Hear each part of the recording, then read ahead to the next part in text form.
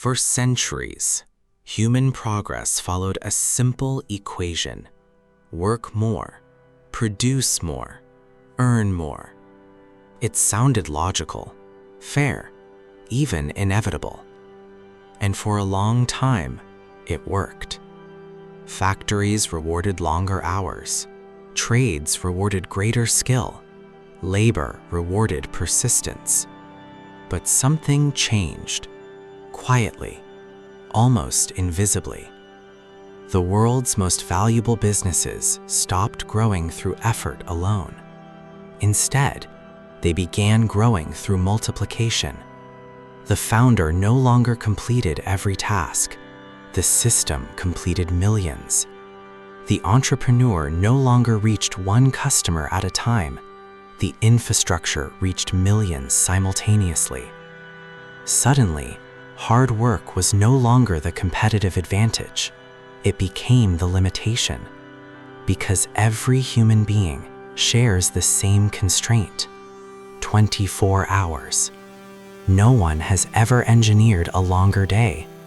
Yet some organizations generate more value in 1 hour than others generate in an entire year. The difference is not effort. The difference is leverage.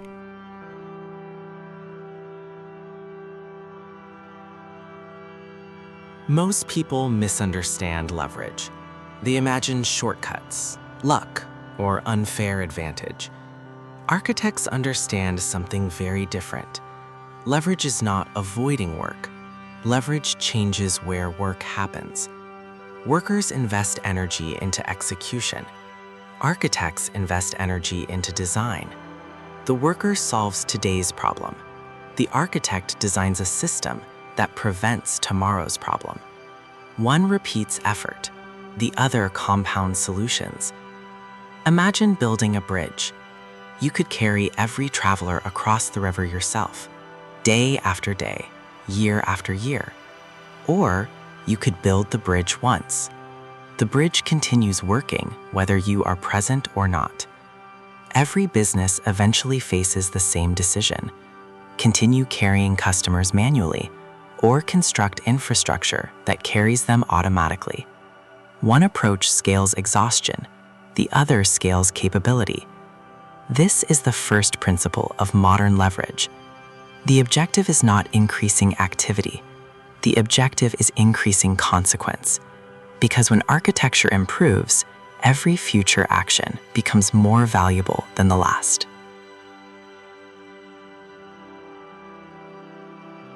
Imagine writing an email. It reaches one person. Now imagine designing an automated system that delivers personalized communication to 1 million people. The initial effort may be similar. The outcomes are not. This is where the mathematics quietly changes. Linear effort produces linear results.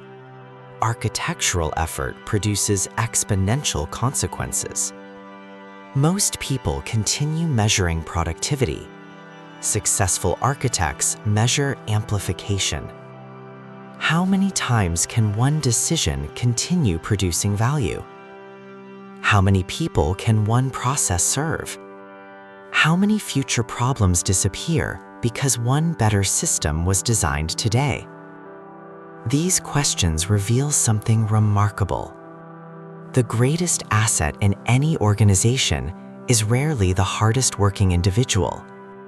It is the infrastructure capable of multiplying everyone's efforts simultaneously. Because multiplication, not accumulation, is the language spoken by scalable systems.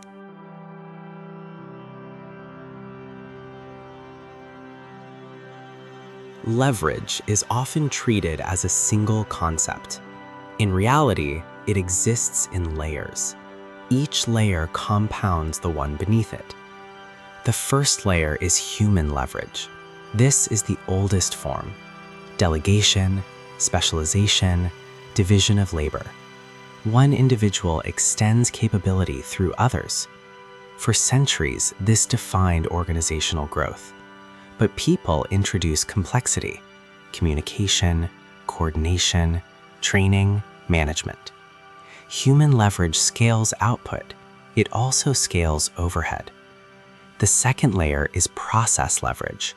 Instead of asking people to work harder, architects redesign the work itself. Every checklist, every workflow, every documented procedure transforms knowledge into repeatability. The process becomes more reliable than memory.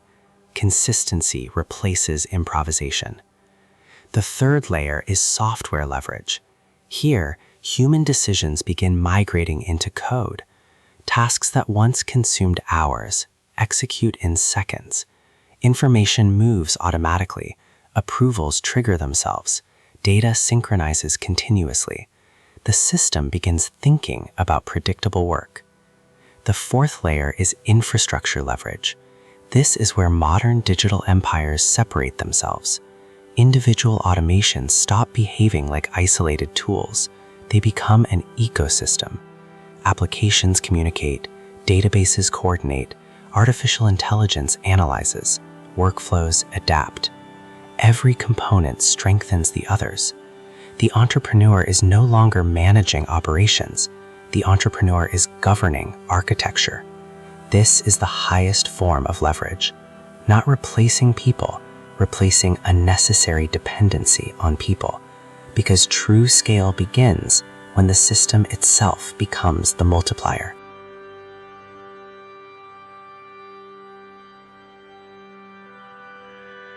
Every business is shaped by decisions. Some disappear the moment they are made. Others continue generating consequences for years. Architects learn to distinguish between the two. Hiring someone solves today's workload. Designing a better workflow reduces tomorrow's workload. Answering one customer solves one conversation. Building a knowledge system solves thousands. Launching another campaign creates temporary visibility. Improving conversion architecture increases the value of every future visitor. The question is no longer what produces results today. The better question becomes what continues producing results tomorrow. This is the hidden architecture of compounding. Good decisions solve events. Great decisions redesign systems. Once the system improves, every future outcome inherits that improvement. A 1% enhancement applied once may appear insignificant. Applied to every future transaction, every customer, every workflow, it becomes extraordinary. This is why the strongest businesses rarely grow through dramatic breakthroughs. They grow through architectural refinement, invisible adjustments that silently multiply everything built afterward.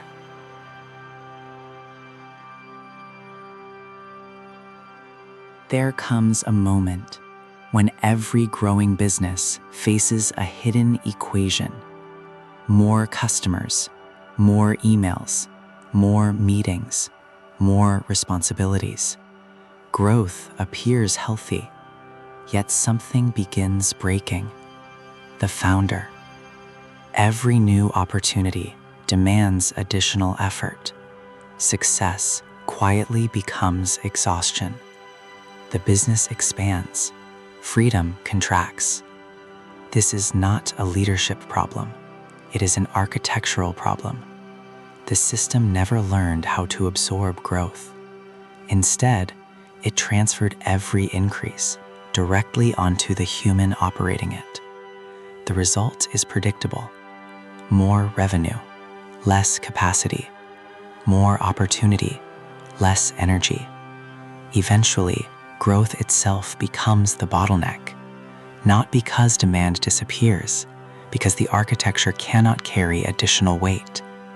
The strongest organizations solve this before it happens. Every increase in demand strengthens the system instead of overwhelming it. That is the true purpose of leverage, not creating growth that remains sustainable. Because an empire that depends entirely on one exhausted individual was never an empire. It was simply a larger version of the same fragile job.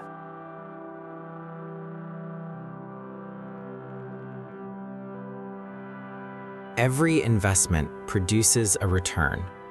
Money returns capital. Education returns knowledge. Time returns experience. But architecture returns something far more valuable: capability. A well-designed system does not simply perform one task. It permanently increases what becomes possible afterward. This is the hidden economics of leverage. Workers earn returns on effort. Architects earn returns on design. The distinction is subtle, yet it transforms the trajectory of an entire business. When every improvement becomes part of the infrastructure, future work becomes easier. Future decisions become faster. Future customers receive greater value. The same organization begins producing more without demanding more from the people inside it. That is why the greatest investments are often invisible. A cleaner workflow, a better database, a simpler onboarding experience, a smarter automation. None appear impressive in isolation. Together, they redefine the economics of the entire enterprise. Because wealth rarely accelerates through dramatic moments. It accelerates when countless small improvements begin reinforcing one another. Design compounds, and everything connected to that design compounds with it.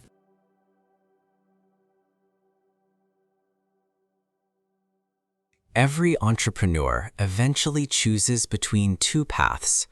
One path rewards constant activity. The other rewards intentional design.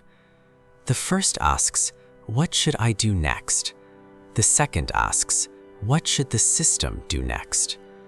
This single shift changes the future of the business. Every repetitive action becomes an opportunity. Every bottleneck becomes architectural feedback. Every delay becomes evidence that the infrastructure is ready to evolve. The objective is no longer completing more work. The objective is building mechanisms that complete work without depending on continuous attention.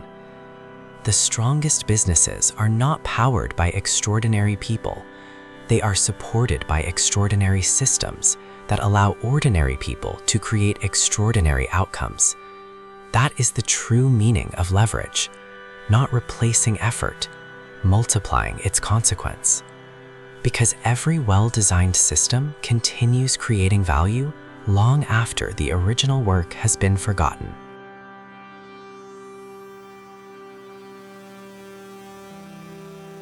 Most people spend their lives trying to become more productive.